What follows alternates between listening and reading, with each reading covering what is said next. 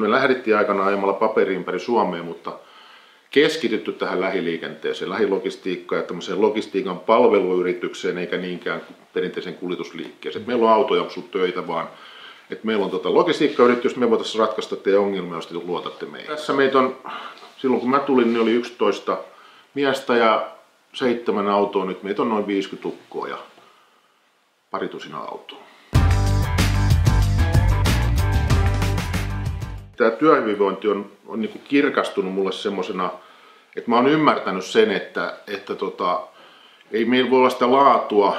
Eli ei meidän asiakkaat ole hiukkaakaan kiinnostunut, onko se meidän Mersun merkki tai Volvon tai jonkun muun auton, niin ne on kiinnostunut siitä, miten se työ tehdään. Jotta se tehdään mahdollisimman hyvin, niin se vaatii tiettyä sitoutumista siihen sitoutumiseen taas vaaditaan sitten tietysti, että ihmiset viihtyy. Että on niin kuin tämmöinen turvallinen työpaikka, mikä mä nyt puhun työturvallisuus, vaan sillä lailla turvallinen, että täällä uskaltaa sanoa, uskotaan, että se työsuhde jatkuu ja että sillä lailla turvallinen. Ja sitä kautta tullaan tähän työhyvinvointiin ja jopa sekin aukesi mulle vasta ihan viime vuosina, että sillä on iso strateginen merkitys. Mä halusin niin kuin saada lisää tietämystä ja ymmärrystä tästä asiasta. Tarkoituksena tietysti on hakea kannattavuutta sen, että äijät olisi tyytyväisiä, työurat pitenis ja kaikilla olisi hyvä olla. Win-win. Kyllä meillä painokuskit ihan 100% työtä, ei tullut ikinä mitään valituksia tai hyvin vähän ja työjohto hoiti leiviskäänsä. Mutta sitten kun tultiin sinne, että piti vähän niin kuin linjata isompia päätöksiä, markkinointijuttuja ja henkilöstön hyvinvointi, niin me oltiin ihan pihalla. Ja mä halusin niin kuin sinne saada semmoista niin kuin lisää tietämystä ja se oli ehkä se odotusarvo siinä suurimpana. En mä ymmärtänyt silloinkaan sitä, että sieltä saa ihan konkreettisia työkaluja. Se tuli vähän niin kuin lisäarvona siinä sitten.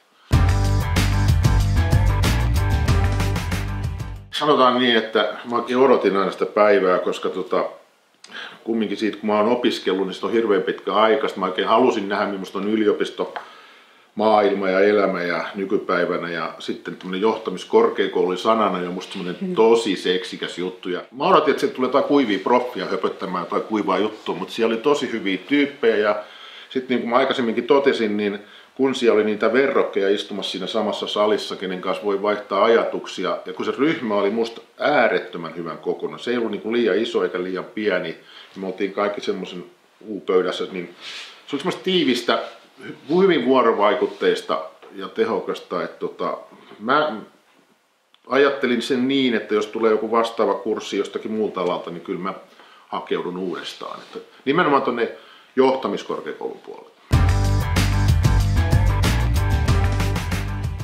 Se ymmärrys siitä työhyvinvoinnin merkitystä on niin kuin kirkastunut, mutta nyt on sillä varmempi olo, että ei ole sellainen mututuntumalla tai mä luulen tai kuvittelen, mutta nyt mä voin joista asioista sanoa jo, että mä tiedän.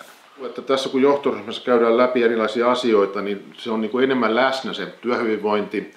Edelleenkin se on lisännyt mun kiinnostus tähän niin kuin HR-asioihin ja se on niin kuin ajautunut mulle se palikka, mutta sitä mä oon toivonutkin, koska se on niin kuin ehkä se osa, se ihmisten kanssa toimiminen, mitä mä haluan tässä tehdä, että muut hoitaa sitten autot ja miehet ja työt kohtaa. Me rakennettiin siellä yliopistossa niin se työhyvinvointisuunnitelma ja meillä muun muassa on tehty tämä henkilöstölehti, siitä on 3 numeroa tullut, koska tämä on tietysti kuljetusalalla haastavaa tämä henkilöstölle tiedottaminen, se ei ole ollenkaan niin helppoa kuin maisemakonttorissa. Palaverikäytäntöjä on lisätty huimasti, niitä on systematisoitu. Kehityskeskusteluita on ruvettu käymään nyt niin kuin hyvin systemaattisesti ja teidän tehtyä tikkataulukyselyä hyväksikäyttäen siellä käynnistetään työpajoja että tyyliin, että tämmöistä on tullut nyt varastolla esiin ja koitetaan nyt purkaa mitä tälle voisi tehdä ja semmoista niin kuin ihan konkreettista vaikuttamista ihan sinne trukkikuskeihin lähtien. Ja kuntosali me mäännettiin tuohon noin ja sitten tämmöinen pelisääntöjen ja tasa-arvoisuuden ja tämmöisten niin kuin ohjeistusten rakentaminen on käynnissä, että saadaan kaikille nämä taustat kuntoon.